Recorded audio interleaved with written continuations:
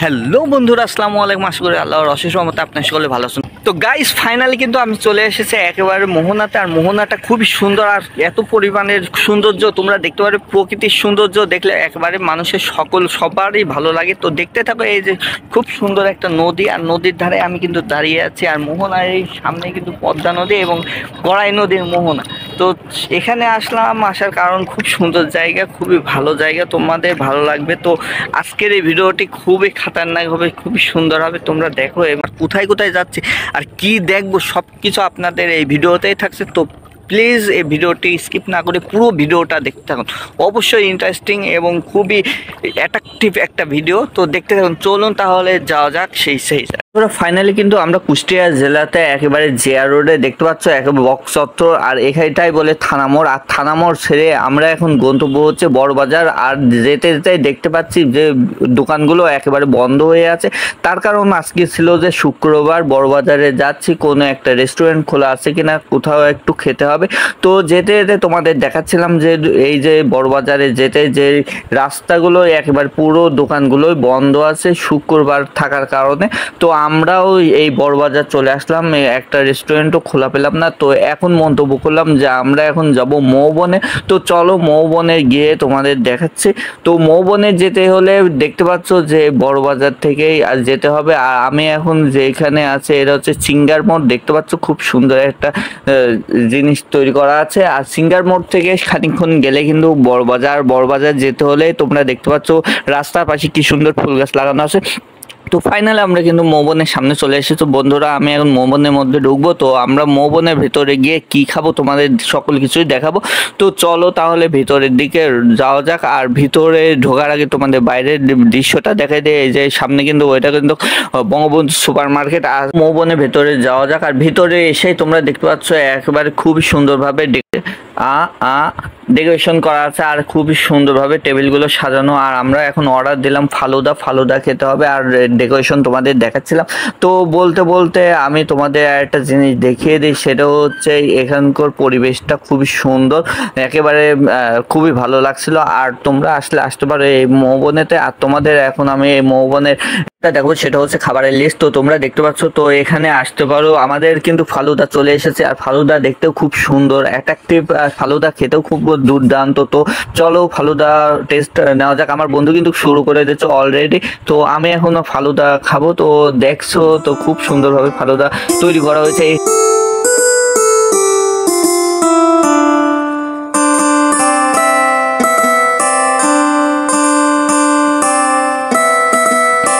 তো খাওয়া দাওয়া শেষ করে আমরা বের হয়ে আসলাম, একেবারে যাব পদ্মা নদী এবং গড়াই নদীর মোহনাতে। আর পদ্মা নদী আর গড়াই নদীর মোহনাতে যেতে হলে কিন্তু আমাদের যেতে হবে একেবারে হরিপুর ব্রিজের ওপর দিয়ে। তো ব্রিজের ওপর দিয়ে যেতে হলে আমরা মৌবন থেকে বের হয়ে এসে বক্স চত্বরের পাশ দিয়ে যে রাস্তা, ওই রাস্তা দিয়ে ঢুকে তোমরা দেখতে পাচ্ছ যে এখানে প্রচুর পরিমাণে রাস্তাটা খুব সুন্দর আর সরু। আর এই রাস্তা দিয়ে আমরা চলে আসলাম একেবারে হরিপুর ব্রিজে। আর ব্রিজটাও খুব সুন্দর লাগছিল আমার কাছে। আর এখানে কিন্তু প্রচুর পরিমাণের পর্যটক আসে। বিকেল হলে কিন্তু একেবারে পুরো কুষ্টিয়ায় এবং হরিপুরের মানুষ এখানে ভরে যায়। তো জায়গাটা খুব সুন্দর হওয়ার কারণে আর একেবারে নিরিবিলি বাতাস হওয়ার কারণে নদীর একটা হাওয়া আসার কারণে মানুষ কিন্তু এখানে স্বস্তির নিঃশ্বাস ফেলতে পারে। তো বিকেল হলেই কিন্তু এখানে প্রচুর পরিমাণে মানুষ হয়ে যায়। তো এখন দুপুর 3টা বাজছে বলে তেমন একটা মানুষ নেই। তো আশা করা যায় বিকেলের দিকে কিন্তু প্রচুর পরিমাণের লোক হবে। তো সামনের দিকে এগিয়ে যেতে তোমাদের যেটা দেখাচ্ছিলাম সেটা তোমাদের দেখিয়ে দিচ্ছি যে এখানে কিন্তু প্রচুর পরিমাণে মানুষ আসে। কিন্তু এই জায়গাটাতে আমরা একটু দাঁড়াবো এবং তোমাদের সামনে ভিউটা দেখাবো যে এখানকার ভিউটা কেমন আসে আর এই জায়গাটার পরিবেশটাই বা কেমন। তো আরেকটা জিনিস তোমাদের বলে রাখি যে আমরা হরিপুরে একেবারে শেষ মাথাতে যাব, যেখানে কিন্তু পদ্মা নদী এবং গড়াই নদীর মোহনা একত্রিত হয়েছে। তো সেখানে যাব এবং কি কি মাছ পাওয়া যায়, পদ্মা নদীতে জেলেরা কি মাছ কোথা থেকে কিনতে পারবো, হরিপুর কোন বাজারে মাছ পাওয়া যায়, এটাও কিন্তু এই ভিডিওতেই থাকছে। তো এই ভিডিওটি খুবই ইন্টারেস্টিং এবং অ্যাট্রাকটিভ হতে চলেছে। অবশ্যই এই ভিডিওতে অনেক ইনফরমেশন পাবে। তো ভিডিওটি স্কিপ না করে পুরো ভিডিওটা কিন্তু দেখতে হবে বন্ধু। বন্ধুরা। তো চলো যাওয়া যাক। আমরা ব্রিজ থেকে নেমে কিন্তু ডান পাশ দিয়ে রাস্তা দিয়ে আমরা চলে যাচ্ছি একেবারে নদীর কূলে। নদীর পাশ দিয়ে কিন্তু আমাদের যেতে হবে একেবারে পদ্মা এবং গড়াই নদীর মোহনাতে। তো এই যে এখান থেকে ব্রিজটা শুরু হয়েছে, আর ব্রিজের নিচেও কিন্তু অনেক পরিমাণের জায়গা আছে যেখানে গাড়ি পার্কিং করা হয় এবং বিভিন্ন ধরনের কাজ করা যায়। তো ডান পাশে মসজিদ হয়ে আমরা সোজা গিয়ে বাম পাশ দিয়ে কিন্তু আমাদের যেতে হবে সেই পদ্মা এবং গড়াই নদীর মোহনাতে। তো এখান থেকে তোমাদের ভিউটা দেখাচ্ছিলাম যে কি সুন্দর। তো সামনে এগিয়ে যেতেই তোমাদের আরও একটা কথা বলে রাখি যে পদ্মা নদী, গড়াই নদী, মোহনাতে তোমরা যদি এসে থাকো তাহলে তোমরা বুঝতে পারবে যে এখানকার এত সুন্দর ন্যাচারাল একটা পরিবেশ আর এত সুন্দর তোমাদের ভালো লাগবে এর ধারণা করতে পারছো না। কুষ্টিয়াতে আসলে অবশ্যই তোমরা কিন্তু এখানে ঘুরে যেতে ভুলে যেও না। তো চলো তাহলে যাওয়া যাক। আর আরেকটা কথা তোমাদের বলে রাখি, এই পদ্মা নদী, গড়াই নদীর মোহনাতে কিন্তু রাসেল ভাইপা যেটা চন্দ্রাগোড়ান সাপ নামে পরিচিত, সেই সাপ নিয়ে কিন্তু অনেক নানা ধরনের কথাবার্তা শোনা যায়।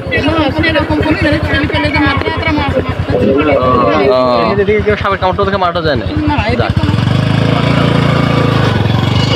তো বন্ধুরা আমরা কিন্তু শুনলাম যে চন্দ্রাগোড়া সাপের সম্বন্ধে। এখানে কিন্তু তেমন একটা সাপ বলতে কারোর ভয় ভীতি নেই, কিন্তু সারা বাংলাদেশে এই চন্দ্রাগোড়া রাসেল ভাইপার সাপ নিয়ে কিন্তু অনেক জল্পনা কল্পনা হচ্ছে। সোশ্যাল মিডিয়ায় কিন্তু অনেক লেখালেখি বা অনেক ভিডিও দেখা যায়। তো এই যে আমরা দেখতে পাচ্ছি যে এই পদ্মা নদী, গড়াই নদীর মোহনাতে সাপ আছে কিন্তু অল্প পরিমাণে, প্রকৃতি সারায় তারা ঘুরে বেড়ায়। তো যাই হোক, এই রাস্তাটা খুবই সুন্দর আর এই রাস্তাটা একবারে পদ্মা নদী এবং গড়াই নদী কূলে হওয়ার জন্য খুবই সুন্দর লাগে। আর এই জায়গাতে অনেক মানুষ আসে নৌকা বা ট্রলার নিয়ে এসে এখানে কিন্তু পিকনিক বা বনভোজন করে থাকে। তো এই জায়গাটা মানুষের একটা কলিজার টুকরা বললেই চলে, তার কারণে এখানে মানুষরা এসে শেষ নিঃশ্বাস ত্যাগ করতে পারে বা মানে শুধুমাত্র মনের নিঃশ্বাসটা ত্যাগ করতে পারে একেবারে প্রকৃতির মাঝে।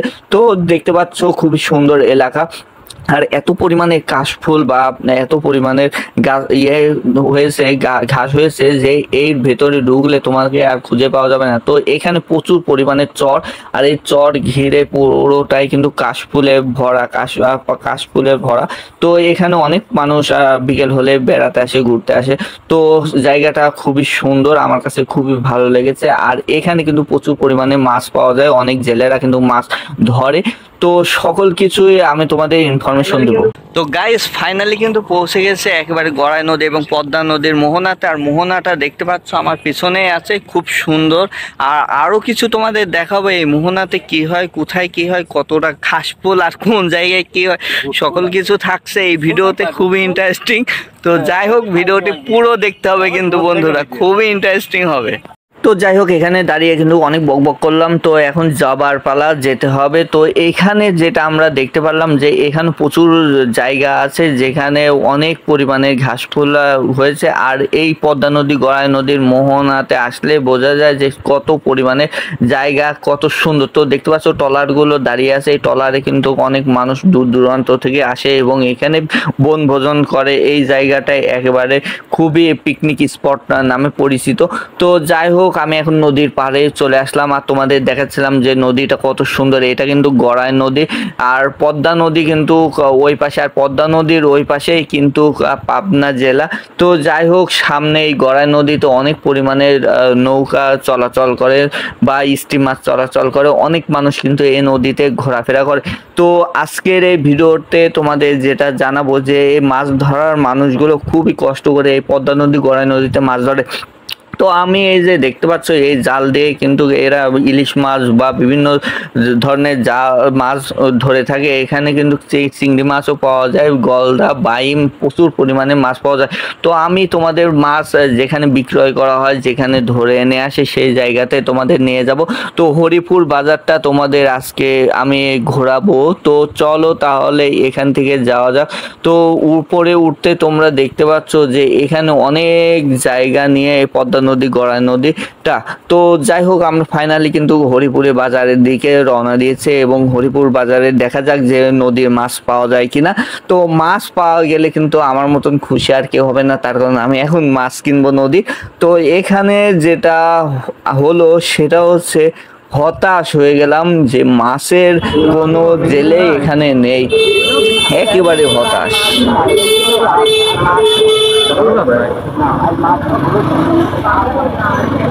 তো যাই হোক বন্ধুরা, এখানে মাছ আসবে, অনেক জেলে আনবে, তো বললো যে সামনে একটু এগিয়ে যেতে। তো আমরাই এগিয়ে যাচ্ছিলাম। তো এগিয়ে যেতে তোমরা দেখতে পাচ্ছ যে রাস্তার কি পরিবেশের অবস্থা। তো এটাকে নাকি বলা হয় যে পুরন কুষ্টিয়া জেলা বা নদিয়া জেলা। তো আমরা এদিকে এসে তেমন একটা মাছের সন্ধান না পাওয়াতে আবার সেই জায়গাতেই ঘুরে যাচ্ছি যে সেখানে মাছ পাওয়া যায় কিনা। তো মাছ আসলে পাওয়া যাচ্ছে। তো ফাইনালি বন্ধুরা, আমরা এখানে আসতে দেখতে পাচ্ছিলাম যে একটা জেলে মাছ ধরে কেবলই সবে নিয়ে আসলো। তো এখানে প্রচুর পরিমাণে মাছ আছে, ইলিশ মাছ ব্যতীত এখানে বাইম, চিংড়ি, বিভিন্ন ধরনের শলা মাছ পাওয়া যায়। আর এত পরিমাণে মাছ পেয়েছে যে এখানে মানুষ একেবারে কি মাছ কিনবে সবাই কিন্তু ভিড় করে ফেলেছে। মাছগুলো সকলেই দেখছে এবং নেওয়ার চিন্তা ভাবনা করছে। তো বন্ধুরা, এভাবেই এই জায়গাটায় এমনই হয়। তো যাই হোক, আজকের এই ভিডিওটি তোমাদের কাছে কেমন লেগেছে অবশ্যই আমাকে কমেন্ট করে জানাবে এবং একটি লাইক করবে, তোমাদের বন্ধুদের মাঝে শেয়ার করতে ভুলবে না। তো আজকের এই ভিডিওতে তোমাদের অনেক কিছুই দেখালাম, পরবর্তী ভিডিওতে আরও কিছু দেখাবো। তো যাই হোক, আজকের মতন বিদায় নিচ্ছি। ভালো থেকো, সুস্থ থেকো, আর এই চ্যানেল বা পেজের সঙ্গে থাকো। যারা ফেসবুক পেজ থেকে দেখছো অবশ্যই ফেসবুক পেজটি ফলো করে রাখবে, আর যারা ইউটিউব থেকে দেখছো অবশ্যই ইউটিউব চ্যানেলটি সাবস্ক্রাইব করে পাশে বেল বাটনটি অন করে দেবে। তো আজকের মতন বিদায় নিচ্ছে আমি রাকিব, আবার তোমাদের সঙ্গে দেখা হবে নেক্সট কোনো ব্লগে। ততদিন ভালো থেকো, সুস্থ থেকো। আজকের মতন বিদায় নিচ্ছে এখানে। আসসালামু আলাইকুম।